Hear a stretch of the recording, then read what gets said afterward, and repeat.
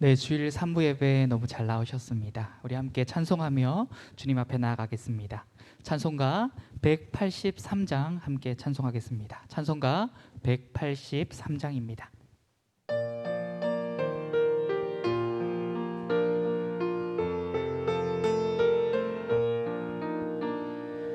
빈들의 마른 풀같이 시리른 나의 영혼,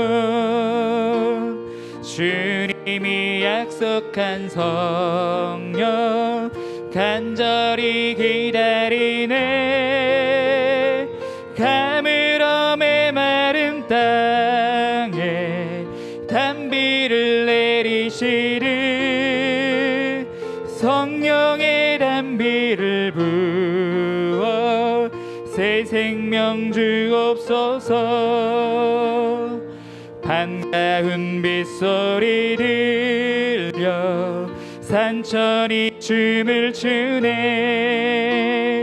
봄비로 내리는 성령 내게도 주옵소서. 가물어 메마른 땅에 단비를 내리시는 성령의 단비를 부어 새 생명 주옵소서. 절 따라 우러를 내려 조목이 무성하니 갈급한 내 심령 위에 성령을 부으소서. 가물어 메마른 땅에 단비를 내리시는 성령의 단비를 부어 새 생명 주옵소서. 참되신 사랑의 언약 어길 수 있사오랴. 흡족한 은혜 주실 줄 믿습니다. 가물어 메마른 땅에 단비를 내리시는 성령의 단비를 우리 다 같이 자리에 일어나셔서 4절 한 번 더 함께 찬송하겠습니다. 참되신 사랑의 언약 어길 수 있사오랴. 오늘의 흡족한 은혜 주실 줄 믿습니다. 가물어 메마른 땅에 단비를 내리시는 성령의 단비를 부어 새 생명 주옵소서.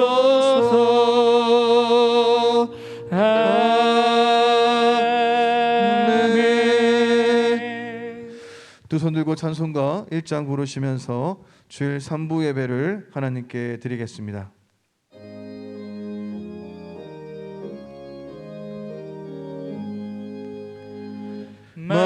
만복의 근원 하나님, 온 백성 찬송 드리고 저 천사여 찬송하세.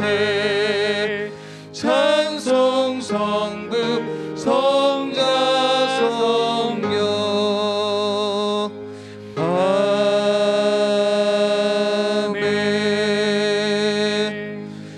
사도신경으로 신앙 고백 드리겠습니다. 나는 전능하신 아버지 하나님 천지의 창조주를 믿습니다. 나는 그 유일하신 아들 우리 주 예수 그리스도를 믿습니다. 그는 성령으로 잉태되어 동정녀 마리아에게서 나시고 본디오 빌라도에게 고난을 받아 십자가에 못 박혀 죽으시고 장사된 지 사흘 만에 죽은 자 가운데서 다시 살아나셨으며 하늘에 오르시어 전능하신 아버지 하나님 우편에 앉아 계시다가 거기로부터 살아있는 자와 죽은 자를 심판하러 오십니다. 나는 성령을 믿으며 거룩한 공교회와 성도의 교제와 죄를 용서받는 것과 몸의 부활과 영생을 믿습니다. 아멘. 하나님께서 구하시는 제사는 상한 심령이라. 하나님이여 사하고 통회하는 마음을 주께서 멸시하지 아니하시리이다. 신실하신 하나님의 언약의 말씀을 붙잡고 한 주간의 삶을 돌아보면서 이 시간 겸손한 마음으로 사죄와 헌신의 기도를 올려드리겠습니다. 살아계신 하나님 아버지, 오늘 시간이 하나님 앞에 시간에 간구하며 나아갑니다. 하나님, 한 주 동안 살아오면서 하나님 말씀을 떠나서 살아왔던 저희들의 모든 교만함과 오만함을 용서하여 주시옵소서. 하나님의 은혜를 우리가 망각하며 살아왔던 우리의 모든 생각과 우리 모든 삶들을 용서하여 주옵시고, 하나님의 은혜 없이 떠나왔던 저희들의 모든 삶들을 이 시간에 회개하며 돌이키며 하나님 앞에 나아가오니 하나님 불쌍히 여겨주시어 저희들의 모든 생각과 마음이 하나님만을 향하며 하나님만을 의지하는 저희들의 모든 그 삶이 될 수 있도록 은혜와 은총을 내려 주시옵소서. 하나님 없이 떠나왔던 저희들의 모든 생각과 마음들을 이 시간 회개하오니 불쌍히 여겨주시고 다시 주의 말씀과 함께 동행하는 저희들의 모든 삶이 될 수 있도록 은혜와 은총을 내려 주시옵소서. 함께하여 주옵시고 다시 하나님의 말씀 앞에 우리 자신을 우리가 살펴보며 나갈 때마다 버릴 것은 버리게 하시고 끊을 것은 끊게 하시며 하나님의 마음을 기쁘시게 하는 저희들의 모든 삶이 될 수 있도록 은혜와 은총을 내려 주시옵소서. 함께하여 주시옵소서.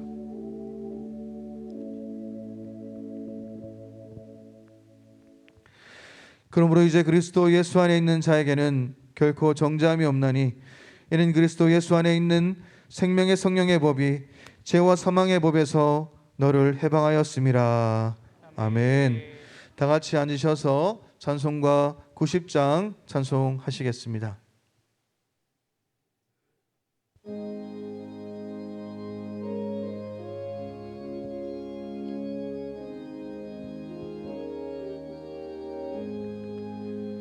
주 예수 내가 알기 전 날 먼저 사랑했네.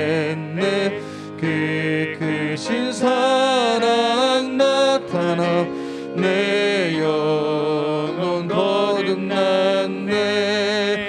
주 내 맘에 늘 계시고 나 주의 안에 있어 저 포도 비유 같으니 참 좋은 나의 친구.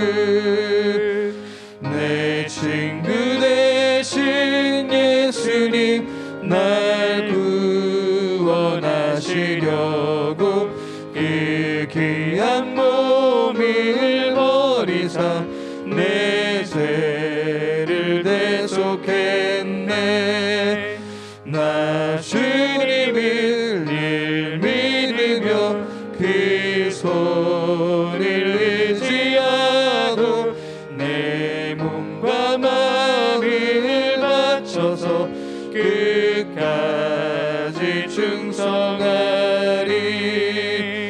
내 진실하신 친구여 그 은혜 내려주사 날 항상 보호하시고 내 방패 되옵소서.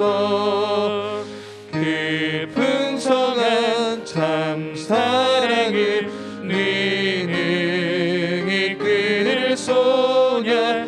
날 구원하신 예수는 참 좋은 나의 친구.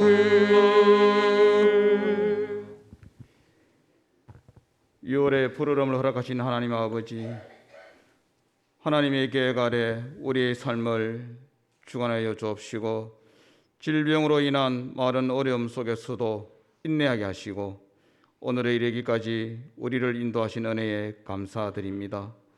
여러 가지 요인으로 아직 건강을 회복하지 못한 주의 백성들을 위로하여 주옵시고 모든 성도가 함께 모여 교제하며 마음껏 주님을 찬양하며 예배하는 시간을 속히 허락하여 주시옵소서. 지나온 시간 동안 감염을 경계하면서 자신을 돌아보며 근신했던 것처럼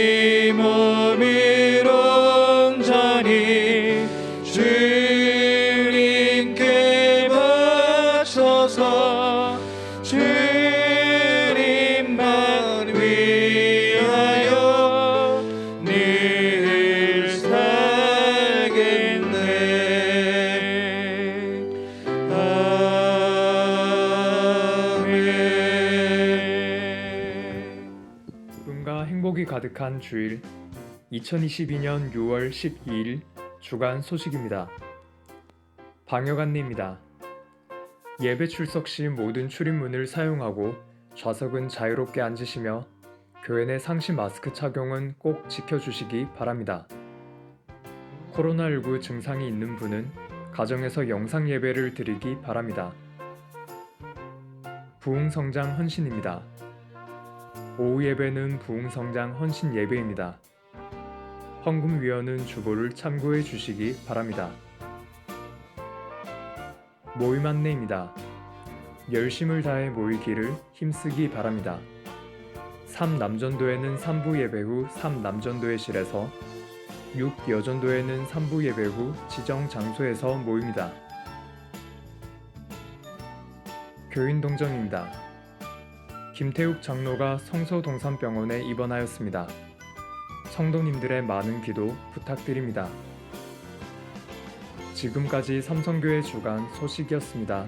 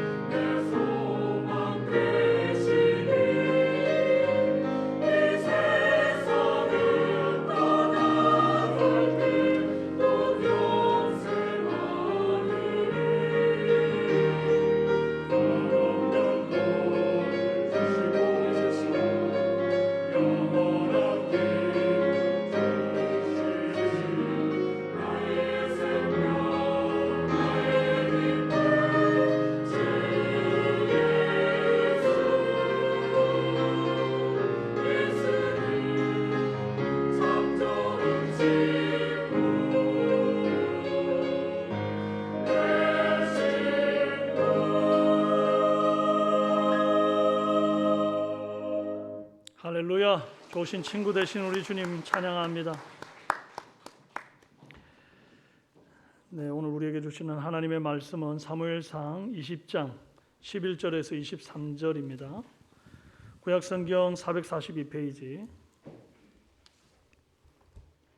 사무엘상 20장 11절에서 23절입니다.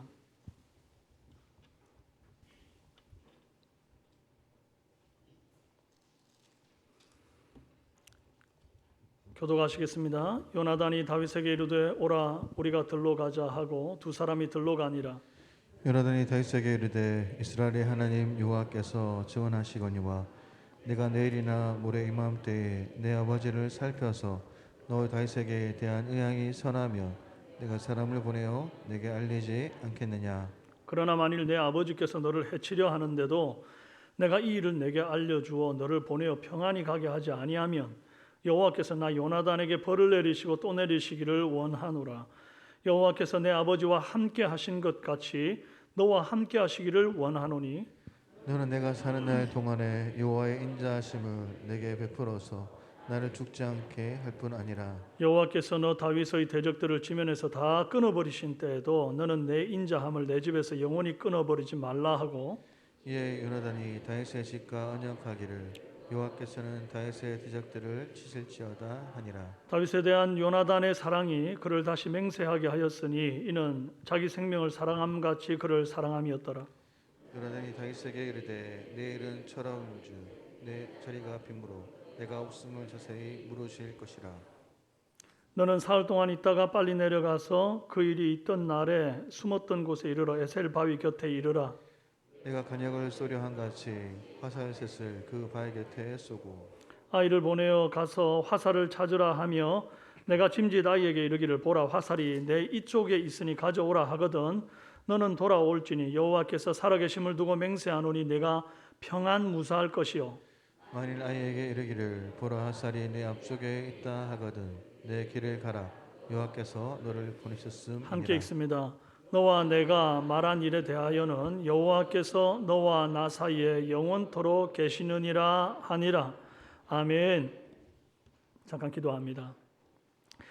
살아계신 하나님 아버지, 존귀하신 주님 앞에 참 죄 많고 허물이 많은 우리가 예배 드리기 위하여 나왔습니다.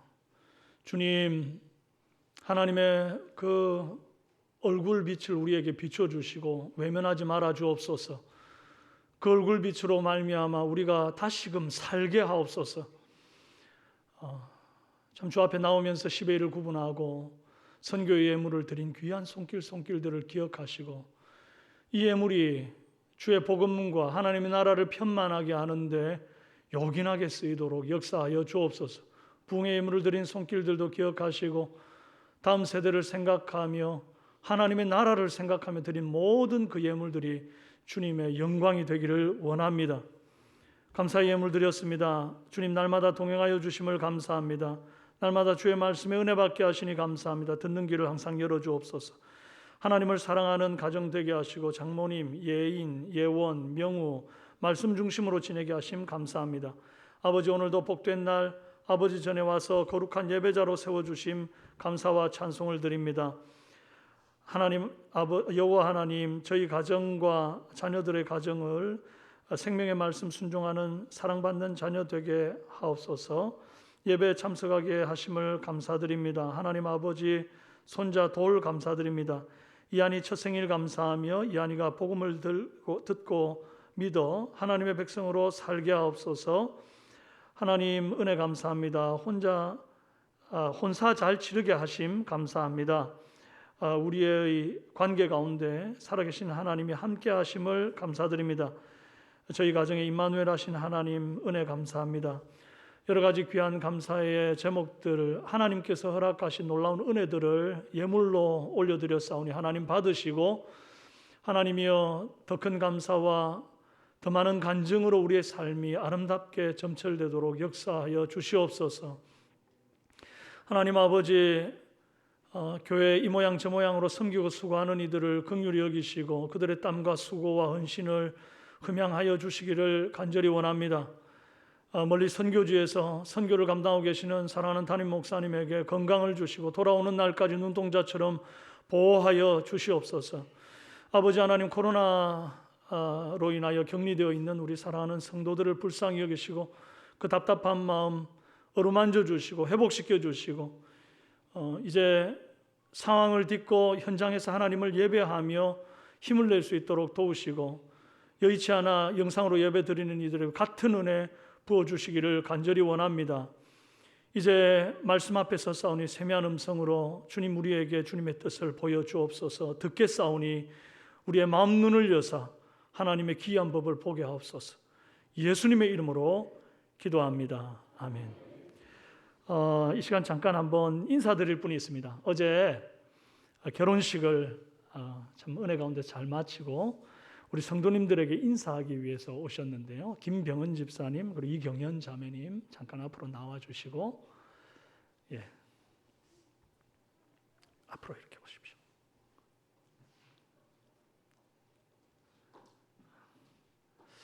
얼마나 많은 분들이 우리 김병은 집사님의 그 결혼을 축복해 줬는지 모릅니다. 참 은혜로운 자리, 하나님께서 성대하게 결혼 잘 마치게 해주셔서 감사하다고 하나님께도 영광을 드리고, 또 두 분 앞으로 평생 동안 주님의 사랑 안에서 믿음의 가정 세우며 잘 살겠습니다. 그런 마음으로 한번 인사하실 때 여러분 큰 박수 부탁합니다.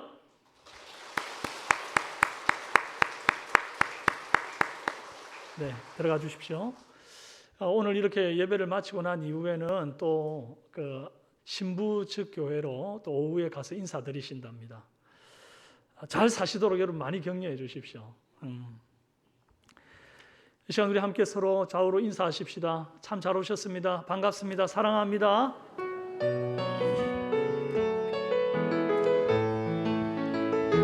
주의 말씀 의지하여 깊은 곳에 금을 던져 오늘 그가 놀라운 일을 이루시는 것 보라. 주의 말씀 의지하여 믿음으로 금을 던져 믿는 자에게 능치 못함 없네. 아멘. 오늘 함께 나눌 말씀의 제목은 주고 또 주는 사랑이라는 제목으로 함께 은혜 나누겠습니다. 세상 사람들은 사랑에 대해 다양한 정의를 내립니다. 사랑은 돌아오는 거야. 사랑이 어떻게 변하니? 이런 나름대로 자기들만의 개똥 철학들이 있습니다. 근데 부부의 사랑에 대해 여러 해석이 있는데, 어떤 사람은 결혼을 3주 동안 연구하고 3개월 동안 사랑하고 3년 동안 싸우고 30년 동안 서로 참는 것이라 말한 사람이 있습니다. 동의 안 해도 됩니다. 또 어떤 사람은 부부가 3년은 사랑으로, 10년은 정으로, 20년은 전우애로, 30년 이상은 인류애로 산다는 말이 있습니다. 이렇게 보면 사랑이 변하는 것 같습니다. 순수하고 뜨겁게 시작했다가 점점 열기가 식어가는 것 같은 느낌이 있습니다. 왜 이럴까요? 사랑 자체가 문제가 아닙니다. 사랑은 완전한 것이고 하나님이 주신 선물인데, 이 사랑을 하는 우리가 전적 타락, 전적 부패한 존재이기 때문에 이 완전한 사랑을 왜곡시키기 때문이죠. 그러니까 주는 사랑으로만 만족하면 족한데 자꾸 줘놓고 받을 것을 생각하니까 온도가 떨어지는 것입니다. 이렇게 2% 부족한 사랑을 하는 우리에게 주는 사랑, 변함없는 사랑의 본을 보이는 사람이 있는데, 오늘 우리 본문에 나오는 요나단이라는 인물입니다. 요나단은 다윗과 굉장히 많이 닮은 구석이 있습니다. 외모가 닮은 게 아니라 마인드가 닮았고 신앙의 색깔이 닮았습니다. 이스라엘이 블레셋 침략을 받아서 큰 위기에 빠졌을 때 요나단이 자기의 무기든자하고 단 둘이서 그 많은 블레셋 군사들이 있는 진영으로 막 돌진을 하는데, 들어가면서 하는 말이 이렇습니다. 이 할례받지 않은 자들에게로 건너가자. 여호와께서 우리를 위하여 일하실까 하노라. 그랬는데 이 블레셋 골리앗과 다윗이 싸울 때 다윗이 비슷한 말을 합니다. 내가 사자나 곰도 쳤는데 이 할례받지 않은 블레셋 사람 하나 못 이기겠습니까? 이럽니다. 또 요나단이 여호와의 구원은 사람이 많고 적음에 달리지 아니하였습니다. 이렇게 말했는데 다윗은 여호와의 구원하심이 칼과 창에 있지 아니합니다. 이리 말합니다. 그러니까 굉장히 닮았죠. 닮은 사람들끼리는 통하는 게 있지 않습니까? 그래서 다윗이 골리앗을 치고 돌아온 그날 요나단의 마음과 다윗의 마음이 하나가 되어 요나단이 다윗을 자기 생명같이 사랑하였더라, 이렇게 기록되어 있습니다. 그런데 그 사랑의 크기를 보면 다윗이 요나단을 사랑한 것보다 요나단이 다윗을 사랑한 크기가 더 큰 것 같아요. 왜냐하니 뭔가 자꾸 요나단이 다윗한테 줍니다. 처음에는 겉옷을 벗어줍니다. 그러더니 이제는 활과 칼과 군복까지 심지어 띠까지 벗어다가 다윗한테 다 줘버립니다. 이게 오늘 우리나라 상황으로 얘기를 하자면 이게 왕의 아들 세자가 입는 골룡포를 벗어가지고 다윗한테 주고, 원래 군인이 총은 생명 아닙니까? 그런데 다윗에게 요나단이 칼, 활, 군복 다 줬으니까 마치 군인이 생명 같은 총을 다윗한테 준 거예요. 다 줬습니다. 더 이상 줄 것도 없습니다. 원래 가는 정이 있으면 오는 정이 있어야 될 것 아닙니까? 그러면 다윗도 뭐라도 좀 줘야 되는데 시골에서 양치다가 와놓으니까 가진 게 너무 형편이 없는 겁니다. 요나단이 가지고 있는 게 더 많은 사람이다 보니까 다윗이 가진 걸 줘봐야 이건 요나단한테 쓰레기입니다. 그래서 미안하지만 그저 받기만 하는 입장이 지금 다윗의 상황입니다. 성경을 눈 씻고 봐도 요나단이 다윗한테 눈깔 사탕 하나 받은 게 없습니다. 그런데 요나단이 도중에 도대체 나는 너한테 다 줬는데 너는 나한테 주는 게 뭐냐? 하다못해 네 똥 묻은 그 양 지팡이 그거 하나 나한테 못 주냐? 그러면서 막 섭섭해가지고 막 말하고 이런 게 없습니다. 그냥 죽어도 좋은 사랑, 줄 수 있어서 행복한 사랑, 이게 요나단의 사랑입니다. 고린도전서 13장에서 사랑은 자기의 유익을 구하지 않는 것이다 분명히 말했습니다. 내가 받을 거 생각 안 하고 줄 때 사람들이 저 사람 나 진짜로 사랑하는구나, 이 사랑을 느끼는 겁니다. 그런데 자꾸 줘놓고도 돌려받을 거 준 만큼 기대하는 것이 자꾸 있어 보이면 거기서 사랑을 느끼지 못하고요, 불편합니다. 받고도 거북합니다. 그래서 사람들이 예수 믿는 사람 요즘 하도 현실 따지고 세상 따지고 이러면서 사랑을 하니까 예수 믿는 사람도 사랑 없다 이런 얘기 참 많이 합니다. 제가 제 얘기를 하는 것을 좀 용납해 주시길 바랍니다. 제가 중학교 2학년 때였습니다. 아버지께서 돌아가시고 당시에 가정 형편이 너무 좋지 않을 때였어요. 어느 날 동사무소에서 연락이 왔는데 산성교회에서 보조금을 좀 주겠다고 그랬다는 거예요. 저보고 가라는 겁니다. 그때 제가 중학교 2학년이니까 원래 여러분 중학교 2학년이면 지구를 구하는 나이 아닙니까? 그리고 북한의 김정은이 우리나라에 못 쳐들어온 이유가 이 중학교 2학년이 무서워서 아닙니까? 그렇게 민감하고 그렇게 무서운 중학교 2학년이었던 제가 그 돈 몇 푼 받자고 지금 교회를 가가지고 머리를 조아려야 되는 상황이 되니까 막 마음이 불편해 죽겠는 겁니다. 어떻게 합니까? 가야지. 갔습니다. 갔더니 사무실에 사람이 많습니다. 그중에 한 여자분이 여전도사님이신데 네가 동국이니? 이리 와라. 그러더니 봉투를 이렇게 주는 겁니다. 그래서 제가 받고 나오려고 하는데 그러더라고요. 예수님 믿으면 참 좋아. 동국아, 우리 교회 같이 다니자. 뭐라고 그러겠습니까? 제가 그러고는 그냥 나왔습니다. 그때까지만 해도 제가 예수님 만날 때가 아니니까. 그러고 나왔어요. 그 다음 달이 됐는데 또 연락이 왔습니다. 정말 가기 싫은데 어쩔 수 없이 또 갔습니다. 또 봉투를 내밉니다.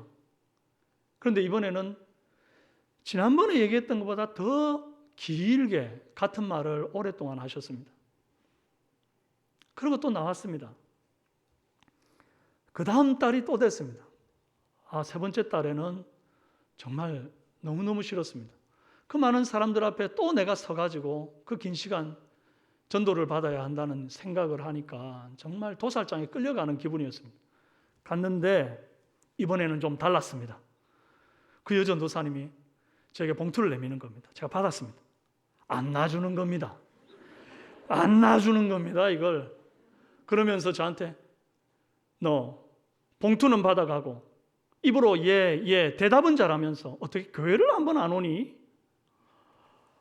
가뜩이나 자존감이 바닥에 떨어져 있고 사람들이 보는 게 부끄러워가지고 막 이렇게 벌벌 떨고 전도하는 그 말을 듣는 게 벌서는 것 같은 기분인데 그 말을 듣는 순간 실버른 칼날이 하나 제 가슴으로 훅 지나가는 것 같았어요.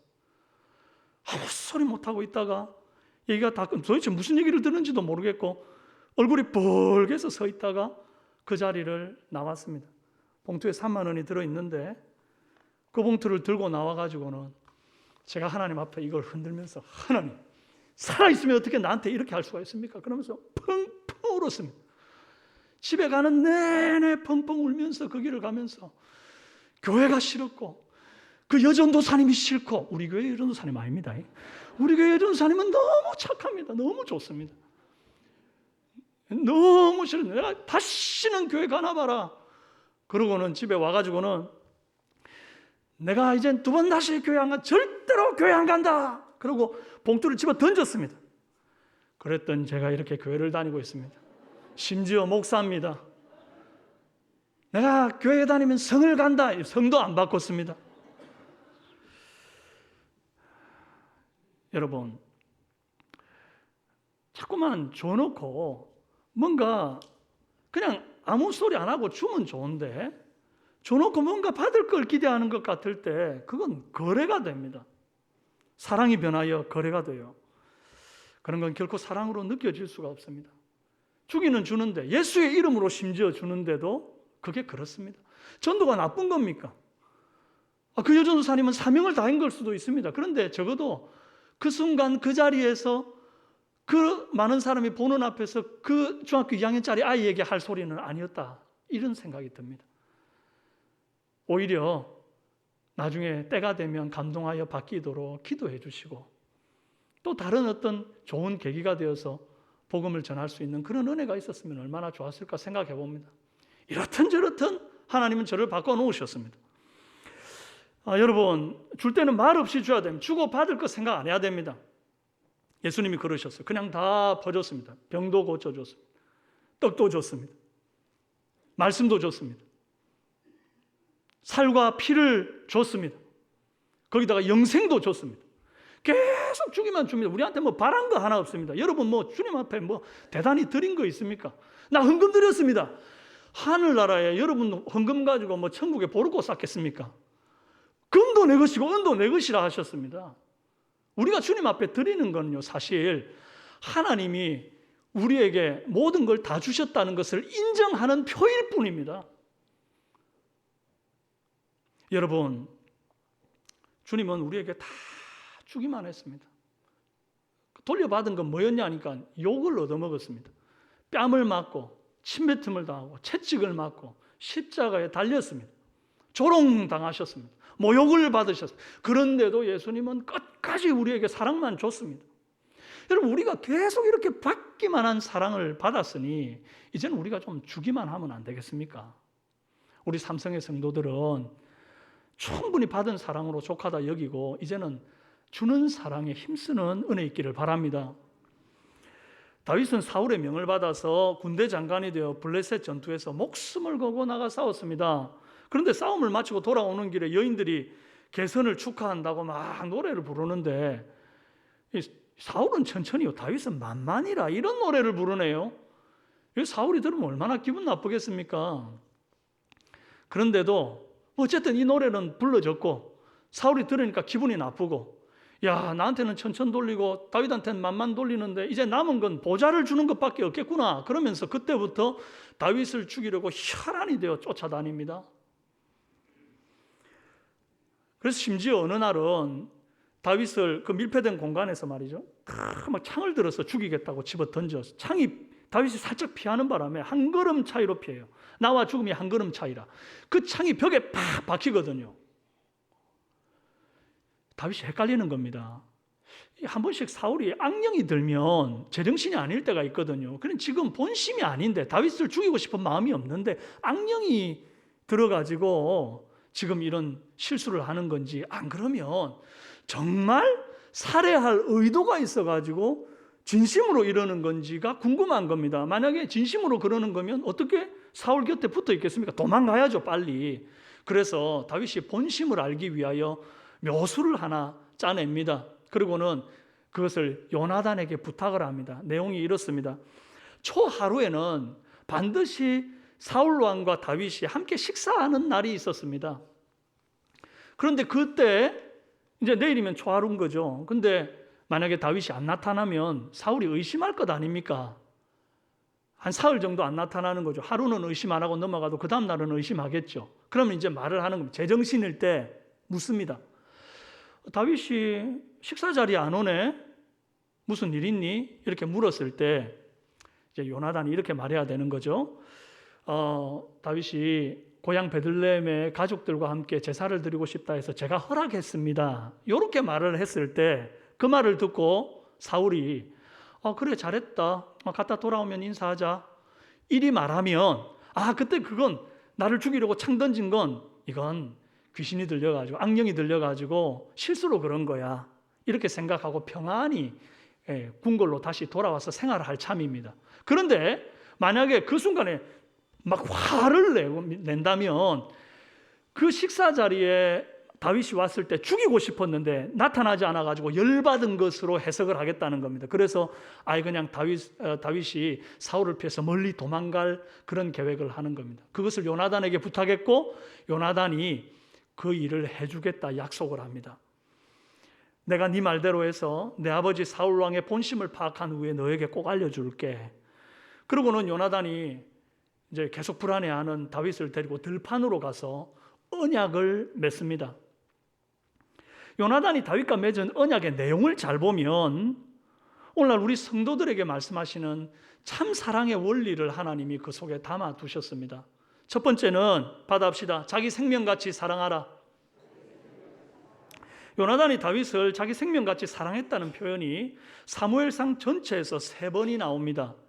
사무엘상 18장 1절에 다윗이 사울에게 말하기를 마침에 요나단의 마음이 다윗의 마음과 하나가 되어 요나단이 그를 자기 생명같이 사랑하니라. 한번 나왔죠? 사무엘상 18장 3절 요나단은 다윗을 자기 생명같이 사랑하여 더불어 언약을 맺었으며 2번 나왔어요. 오늘 본문 사무엘상 20장 17절에 다윗에 대한 요나단의 사랑이 그를 다시 맹세하게 하였으니 이는 자기 생명을 사랑함같이 그를 사랑합니다. 3번이나. 요나단이 다윗을요 목숨 걸고 사랑했습니다. 어떻게 남자가 남자를 이렇게 자기 생명처럼 목숨 걸고 사랑할 수가 있나? 여러분 색안경 끼고 볼 일 아닙니다. 이 사랑은요 우정보다 끈끈한 전우에 비슷한 겁니다. 여러분 남자들 군대 얘기하면 보통 영화 한 편 찍지 않습니까? 예전에 어떤 분이 자기 군대 얘기를 하는데 철책에서 근무하고 있었대요. 그러다가 간첩이 내려와가지고는 한 10명 정도가 내려왔답니다. 무장공비가. 그래서 이제 수색을 하다가 온 대대가 다 나와가지고 수색을 하다가 갑자기 교전이 붙은 거예요. 막 서로 총알이 막 빗발치는데 사람들이 열심히 전투 훈련을 했으니까 멋지게 싸워줘야 되는데 그러지를 않고 살기 위해서 총만 내놓고 이렇게 땅땅땅땅땅 이렇게 쏘더랍니다. 자기를 비롯해서 다 그렇게 했답니다. 그런데 갑자기 이 간첩이 쏜 총알에 옆에 있던 전우가 맞았어요. 그래가지고 막 피를 절절 흘리고 막 숨이 끌떡끌떡 넘어가는 걸 보더니 갑자기 그 옆에 있던 사람들이 전부 다 막 눈이 확 돌고 막 뜨거운 피가 한번 확 거꾸로 솟더니 마치 남보라도 된 것처럼 막 뛰어나와가지고는 다다다다다다다다다다다다다다 그래가지고 다 사살을 했다는 얘기입니다. 사실은 못 믿겠습니다. 그랬는지 안 했는지 확실치가 않습니다. 확인할 방법이 없는 카드라 통신입니다. 근데 어쨌든 지금 이 사람이 하고 싶었던 얘기가 뭡니까? 나는 전우회 때문에 내가 목숨을 걸었다. 그 얘기를 하고 싶은 거거든. 여러분 남자들의 사랑에 이런 뜨거운 게 있습니다. 믿어주세요 그냥. 믿기 힘들어도. 성경에서 자기 생명같이 사랑했다 하는 이 표현은 요나단의 사랑에만 등장하는 표현입니다. 요나단은 아버지 사울도 사랑했지만 다윗을 더 사랑했어요. 그래서 요나단이 다윗을 죽이는 그 아버지의 손에서 다윗을 살릴 방도를 찾기 위해 여러 가지 위험을 감수합니다. 어떤 위험을 감수했냐? 첫 번째, 하나님으로부터 벌받을 위험을 감수합니다. 13절에 만일 내 아버지께서 너를 해치려 하는데도 내가 이 일을 내게 알려주어 너를 보내어 평안히 가게 하지 아니하면 여호와께서 나 요나단에게 벌을 내리시고 또 내리시기를 원하노라. 여러분 세상에 상 받기 원하는 사람은 있어도 벌 받기 원하는 사람이 어디 있습니까? 사극 같은 데 보면 뭐 전하 죽여주시옵소서 말은 하는데 정작 그래 죽여주마 그러면 바로 말 바꿉니다. 전하 통촉하여 주옵소서 이렇게 하잖아요. 죽여달라는 말이 본심이 아니었던 겁니다. 누가 벌 받고 싶습니까? 그런데 요나단은 내가 진심으로 지금 다윗을 공경에 처했는데 내가 도와서 살리지 않는다고 한다면 여호와께서 내게 벌을 내리시고 또 내리시기를 원한다면서 정말 스스로를 그 위험한 언약에다가 올가매는 겁니다. 왜요? 다윗을 자기 목숨처럼 사랑했기 때문입니다. 두 번째로 요나단이 감수한 것이 있는데, 위험이 있는데, 아버지로부터 벌받을 위험을 감수했습니다. 아버지 사울을 떠보려고 그러면 이제 아버지와 함께 식탁에 앉아가지고는 거짓말을 해야 됩니다. 다윗이 지금 베들레헴에 제사 드리러 갔다고. 근데 안 갔지 않습니까? 지금 들판에 숨어 있지 않습니까?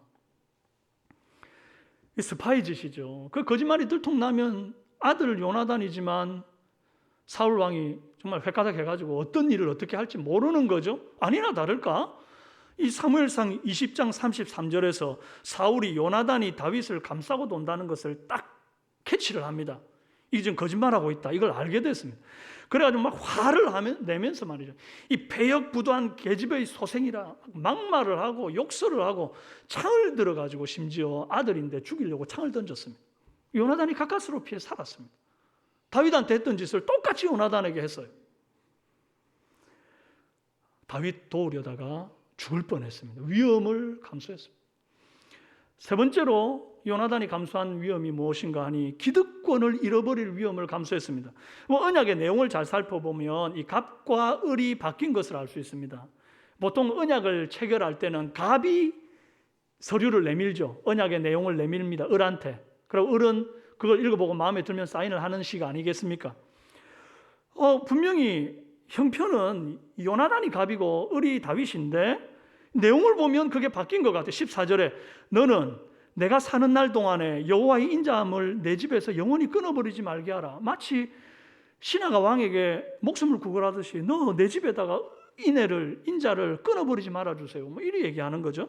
또 15절에도 여호와께서 너 다윗의 대적들을 지면에서 다 끊어버리신 때에도 너는 내 인자함을 내 집에서 영원히 끊어버리지 말라. 이게 무슨 말입니까? 여호와께서 다윗 네 편이 돼서 네 대적들 세상에 다 쓸어버릴 때 우리 집안이 네 대적이 돼가지고 우리 집안이 멸문을 당할 상황이 될지라도 너 우리 집안에 네 인자를 베풀어서 멸문당하지 않게 해다오. 우리 집안의 씨를 좀 유지해다오. 그 얘기하는 거죠. 여러분 사실 이 사울과 요나단의 집안이 계속 승승장구하고 잘 갈라 그러면 멸문당하지 않으려면 간단한 방법이 있습니다. 지금 당장 다윗 죽이면 됩니다. 사실 요나단 세자가 이스라엘의 2대 왕이 되는데 가장 걸림돌이 되는 게 다윗 아닙니까? 요나단 아버지 사울이 분명히 그리 말했습니다. 사무엘상 20장 31절에 이새의 아들이 땅에 사는 동안에 너와 네 나라가 든든히 서지 못하리라. 싹을 잘라버려야 돼. 이 얘기를 했습니다. 요나단도 바보가 아닌 이상 돌아가는 상황 다 파악하고 있죠. 왜 우리 아버지가 다윗을 못 잡아먹어 안달인지, 다윗을 지금 살려두면 반드시 우리 집안이 망하게 될 것이고 이제 우리 사울의 왕조는 끝난다는 것을 요나단 다 파악하고 있습니다. 그러면 지금 요나단이 자기의 어떤 왕좌를 생각하고 자기 미래를 생각한다면 다윗을 들판으로 데리고 와서 언약 맺자 해놓고는 방심한 틈을 타서 등에 칼을 꽂아야 되는 것 아닙니까? 그러면 되는 거거든. 그런데 요나단은 오히려 다윗의 왕조가 든든히 서도록 축복하면서 언약을 맺습니다. 왜요? 다윗을 자기 생명같이 사랑했기 때문입니다. 요한복음 15장 13절에 사람이 친구를 위하여 자기 목숨을 버리면 이보다 더 큰 사랑이 없나니 그랬습니다. 요나단은요 다윗에게 다 줬습니다. 자기 생명까지 다 주는 사랑을 했습니다. 아낌없이 희생했고 여러 가지 위험도 감수했습니다. 저는 여기에서 예수님의 큰 사랑을 봅니다. 요나단은 다윗을 자기 생명같이 사랑해서 다윗을 위해 하나님께 벌받을 위험 감수했죠. 아버지께 벌받을 위험 감수했죠. 기득권 잃어버릴 위험 감수했죠. 그런데 그렇게 해서 여러 가지 위험을 감수하면서 자기 목숨같이 사랑하기는 했지만 실제로 목숨을 준 건 아닙니다. 다윗을 위해 죽어준 건 아닙니다. 요나단이. 그러나 우리 예수님은 죄인된 우리를 자기 생명처럼 사랑하셔가지고는 이 땅에 오시고 실제로 우리를 위하여 생명을 주셨습니다. 십자가에 우리를 위하여 죽어주셨습니다. 이보다 더 큰 사랑 어디 있습니까? 주님이 십자가에 죽으시고 그 사랑 주시면서 하신 말씀이 있습니다. 요한복음 13장 34절에 새 계명을 너희에게 주노니 서로 사랑해라. 내가 너희를 사랑한 것 같이 너희도 사랑하라. 여러분, 내가 너희를 사랑한 것 같이 너희도 서로 사랑하라는 말, 이 말 참 무서운 말입니다. 예수님이 우리를 사랑한 것 같은 사랑이 뭡니까? 목숨을 준 사랑이었습니다. 하나님이 사랑을 얘기할 때는요, 단 한 번도 목숨 거는 사랑 아니고는 얘기한 적이 없습니다. 한 율법사가 선생님 예수님께 와가지고는 선생님, 율법 중에 가장 큰 것이 무엇입니까? 큰 계명이 뭡니까? 이래 물었더니 예수님께서 성경 전체를 꽉 짜가지고 딱 두 가지로 요약해서 이리 말씀합니다. 마태복음 22장 37절에서 40절에 예수께서 이르시되 내 마음을 다하고 목숨을 다하고 뜻을 다하여 주 너희 하나님을 사랑하라. 하나님을 사랑할 때 뭘 다해라고요? 목숨을 걸으라는 거예요. 이것이 크고 첫째 되는 계명이에요. 둘째도 이와 같으니, 둘째도 뭐 같으니? 이와 같대요. 내 이웃을 네 자신같이 사랑하라. 대상만 바뀐 겁니다. 사랑하는데 목숨 걸고 사랑하는 건 똑같아요. 첫 번째 계명은 하나님께 목숨을 거는 거고, 두 번째 계명은 이웃에게 목숨을 걸으라는 거예요. 여러분, 하나님을 사랑할 때 목숨 거는 사랑 해야 됩니다. 목에 칼이 들어와도 하나님과 다른 거 바꾸면 안 됩니다. 억만금을 줘도 주님과 바꾸면 안 됩니다. 무식하게 사랑하고 목숨 걸고 사랑해야 합니다. 이웃 사랑 역시 마찬가지입니다. 내 자신같이 사랑해야 돼요. 요나단이 다윗을 사랑한 것 같이 그렇게 위험을 감수하는 사랑, 손해와 불편을 감수하는 사랑, 기득권을 내려놓는 사랑, 자기 생명같이 사랑하는, 사랑하시는 그런 저와 여러분 되시기를 바랍니다. 이 요나단과 다윗이 맺은 언약 속에서 발견해야 될 사랑의 두 번째 원리가 무엇인가 하니 자기 가족같이 사랑하라는 것입니다. 받아합시다. 자기 가족같이 사랑하라. 요나단이 다윗과 언약을 맺을 때에 다윗을 축복하며 한 말이 13절에 여호와께서 내 아버지와 함께 하신 것 같이 너와 함께 하시기를 원하노니 그래요. 여러분, 아버지 사울이 지금 상태가 얼마나 안 좋은지 가장 잘 아는 사람이 누구죠? 곁에 있는 요나단 아닙니까? 아버지가 멀쩡한 것 같다가도 악령이 들면요 막 머리 쥐어뜯고 큰 소리 지르고 막 두려워 떨고 그러다가 다윗이 수금을 타면 싹 가라앉았다가 또 언제 그랬느냐는 듯이 막 화를 내면서 창을 집어다가 충신을 죽이겠다고 집어 던지고 막 이러잖아요. 막 업앤다운 정신없는 짓을 하지 않습니까? 그런데 요나단이 다윗한테 얘기할 때 아버지에 대해서 얘기하면서 우리 아버지 요즘 이상하셔. 뜬금없이 창 던지고 난폭하기 짝이 없으셔. 우리 아버지 귀신 들렸잖아. 이리 말 안 합니다. 아버지 사울의 흠을 절대 입 밖으로 내뱉지 않습니다. 지금은 형편없어 보여도 모든 허다한 허물을 다 덮고 이전에 여호와께서 함께 하셨던 좋았던 부분만 얘기하는 거예요. 여러분, 베드로전서 4장 8절에 무엇보다도 뜨겁게 서로 사랑할지니 사랑은 허다한 허물을 덮느니라 했습니다. 심지어 요나단이 다윗 편든다고요. 사울이 아들인데 죽이려고 창까지 던졌잖아요. 이건 가정폭력을 넘어서서 이건 그냥 살인 미수에 해당되는 것 아닙니까? 가족인데. 그런데도 요나단이 아버지 험담 안 합니다. 여러분 중에 혹시 가족들 험담하는 사람 있습니까? 우리 아이들은 우리 집 아들은 막 맨날 밖에 나가서 사고치고 못된 짓만 골라서 하고 다녀. 그런 말씀하는 분이 어디 있습니까? 야, 그 정도는 약과야. 우리 엄마 바람 피고 다녀. 아무도 그런 얘기 안 합니다. 어디 가서. 왜요? 가족이니까요. 온갖 치부가 있어도 가족이니까 사랑으로 허물을 덮고 서로가 서로를 바른 길로 이끌어 주며 나아가는 것, 이게 가족의 길입니다. 사울 절대 안 바뀝니다. 주위에서 누가 뭐래도 말 안 듣습니다. 충신 다윗 죽이려고요 인생을 다 겁니다. 요나단이 다윗을 얼마나 아끼는지 아버지가 모르는 게 아니거든요. 절친 중에 절친이고 생명까지 바칠 정도로 사랑하는 그 절친인데 그 절친을 아버지가 죽이려고 하니까 요나단이 얼마나 아버지가 밉겠습니까? 자기 생명같이 사랑하는 친구를 죽이려고 하니까 그러면 요나단이 나 도저히 안 되겠다. 우리 아버지랑 못 살겠다. 그러고는 아버지 딱 버리고 다윗한테 붙을 수도 있잖아요. 다윗이 또 이제 곧 왕이 될 사람이에요. 하나님이 이미 기름까지 부었잖아요. 그러면 다윗한테 붙어서 마음도 맞겠다. 서로 잘 맞는 구석도 있겠다. 나라 세우는데 일조를 하면 나중에 다윗이 왕 될 때 적어도 왕의 2인자는 시켜줄 것 아닙니까? 그런데 애시당초 요나단의 선택지에는 그런 거 아예 없었습니다. 하나님의 영이 떠난, 정신이 오락가락하는, 마치 치매 환자 같은 아버지 사울 곁에서 끝까지 자기 인생을 겁니다. 그리고 마지막에 아버지 사울과 함께 블레셋과 싸우면서 길보아 전투에 나가서 한날 한시에 전사합니다. 그것이 요나단이 택한 운명이었습니다.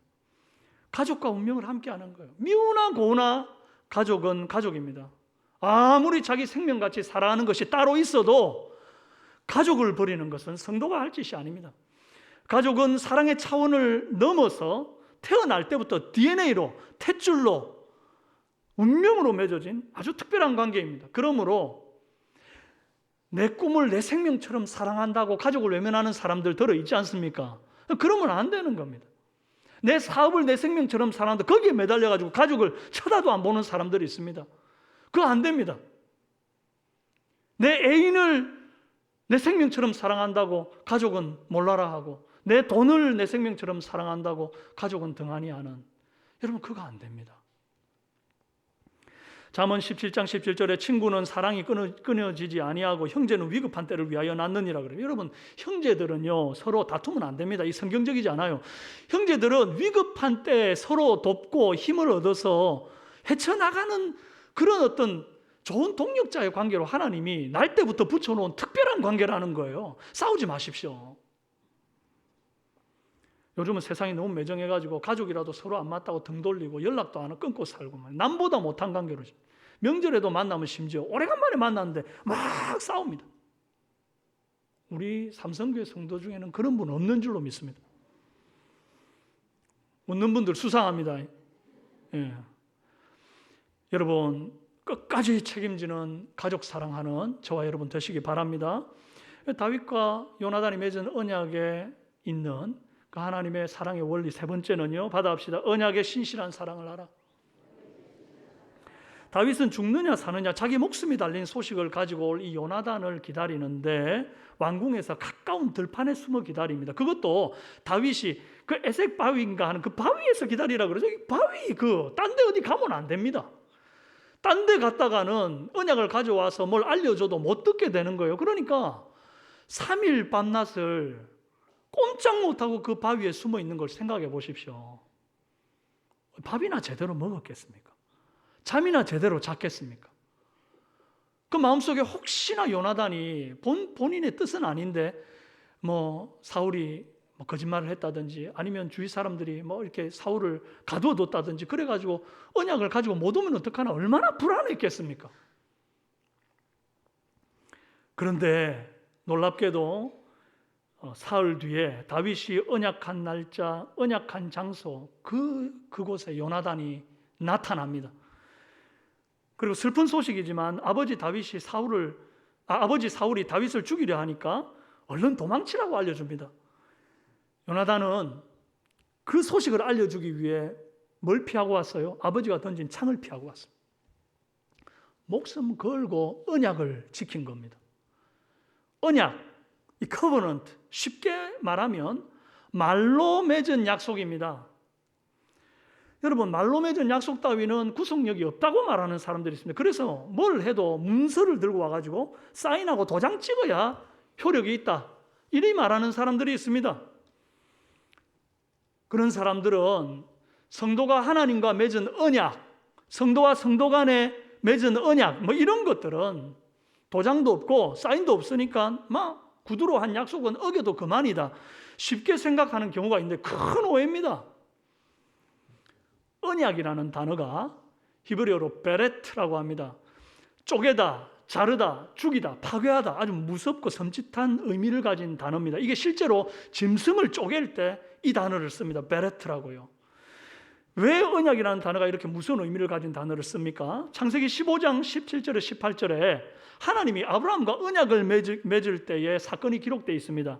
해가 져서 어두울 때에 연기 나는 화로가 보이며 타는 횃불이 쪼갠 고기 사이로 지나더라. 그날에 여호와께서 아브라함과 더불어 언약을 세워. 그래. 하나님은 구약시대 때 언약을 맺을 때 반드시 짐승을 놓고 쪼개어가지고 그 사이를 지나가며 언약을 맺었어요. 왜 그래요? 만약에 이 언약을 어긴다고 하면 이 짐승이 쪼개어지는 것 같이 네가 죽을 각오를 해라. 그 말을 하는 겁니다. 영화에서 사채업자들이 신체 포기각서쓰라고 하는 이 불법 각서 쓰잖아요. 네 손모가지를 건다 이런 섬찟한 얘기하면서 말이죠. 그런데 몰라서 그렇지 하나님과 우리와 맺은 이 언약, 이게 이 사채업자들의 불법 각서보다도 무거우면 무겁지 절대 가볍지가 않습니다.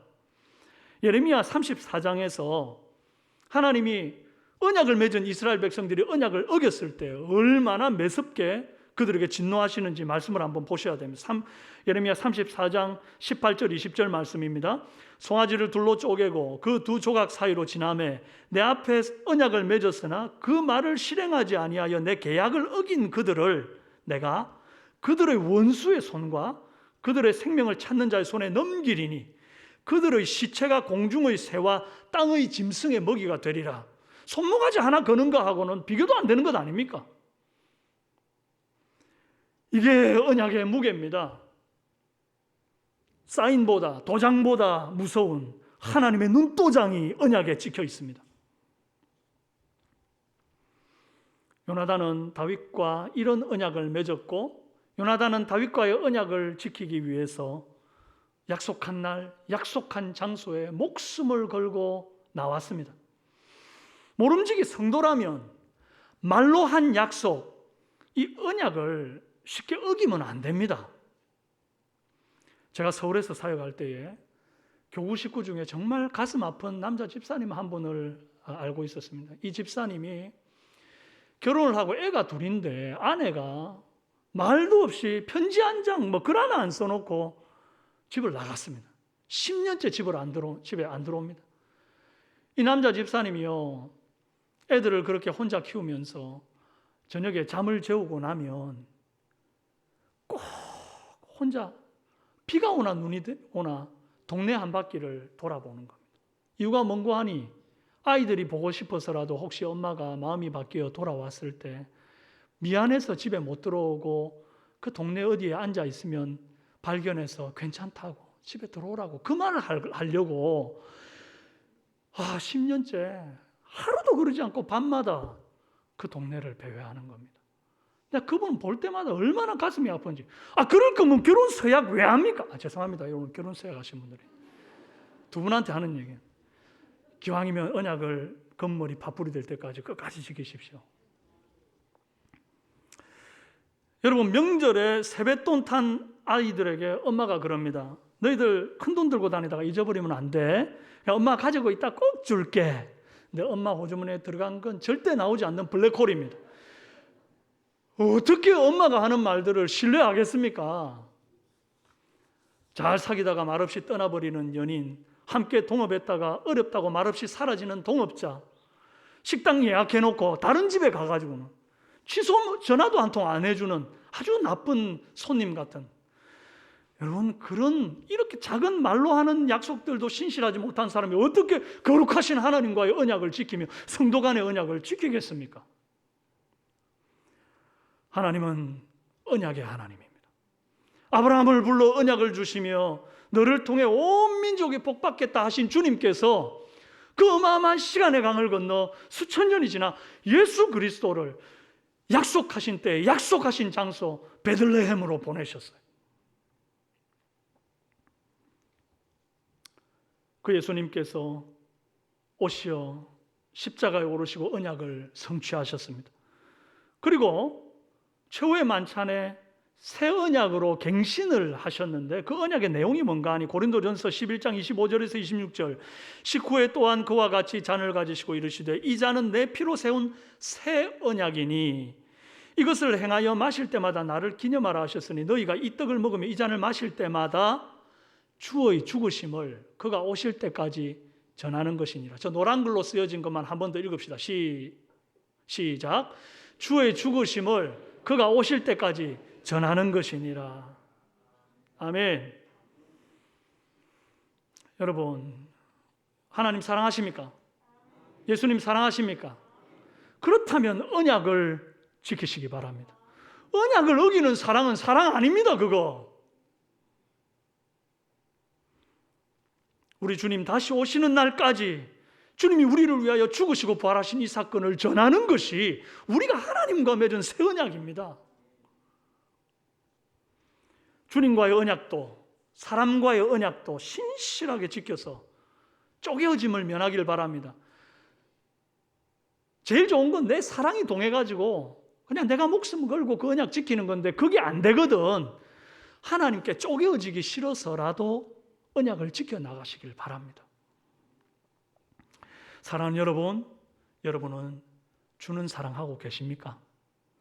이웃을 사랑하되 여러 가지 위험을 감수하는 사랑, 자기 생명같이 사랑하는 사랑 하고 계십니까?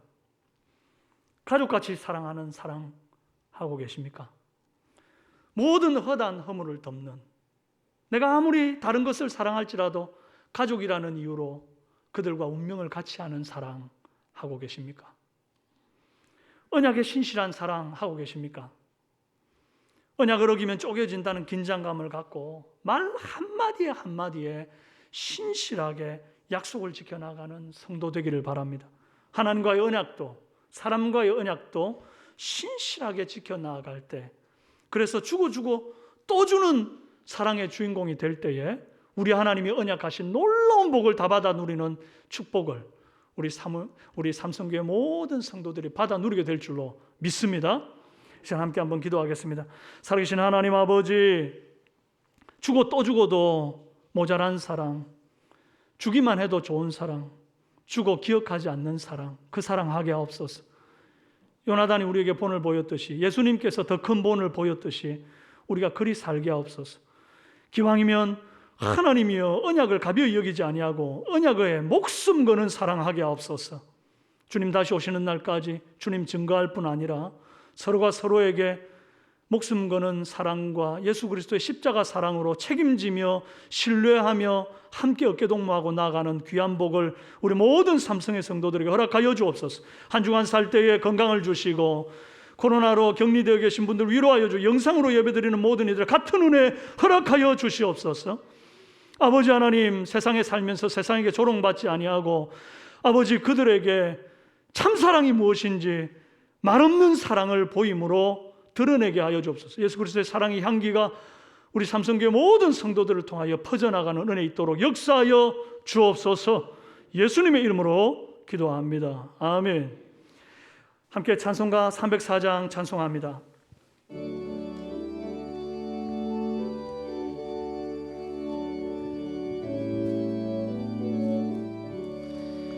크신 하나님의 사랑 말로 다 영영 못하네. 저 높고 높은 별을 넘어 이 낮고 낮은 땅 위에 죄범한 영혼 구하려 그 아들 보내사 화목제물 삼으시고 죄 용서하셨네. 하나님 크신 사랑이 중량다 못하네. 영원히 변치 않는 사랑 성도여 찬양하세. 괴로운 시절 지나가고 땅 위에 영화제할 때 주 믿지 않던 영혼들이 큰 소리 외쳐으라도 주 믿는 성도들에게 큰 사랑 베푸사 우리의 죄 사해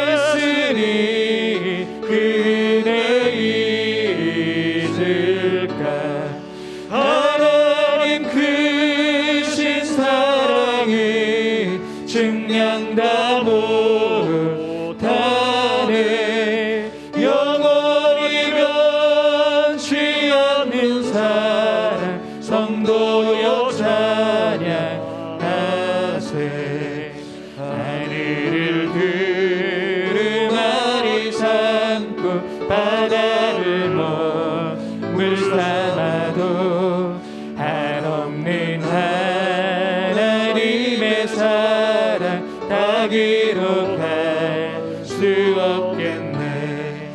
하나님의 크신 사랑 그 어찌 닿았을까. 저 하늘로 비싸도 채우지 못하리. 하나님 크신 사랑이 증량다 못하네. 영원히 변치 않는 사랑 성도여 찬양하세. 이제는 우리 주 예수 그리스도의 은혜와 하나님 아버지의 극진하신 사랑과 성령님의 감화와 감동, 교통 위로 충만 역사하심이 주고 또 주는 사랑으로 요나단 닮고 예수님 닮은 사랑하기로 마음에 굳게 다짐하며 때로는 위험을 감수하기도 하고 때로는 기득권을 내려놓기도 하며 참으로 내 생명같이 하나님을 사랑하고 이웃을 사랑하기로 다짐하는 언약의 신실한 우리 삼성교회 모든 성도들 머리 위에와 그들의 자녀 손들 머리 위에와 영상으로 예배드리는 모든 하나님의 권속들 머리 위에 이제로부터 영원토록 함께 있을지어다. 아멘.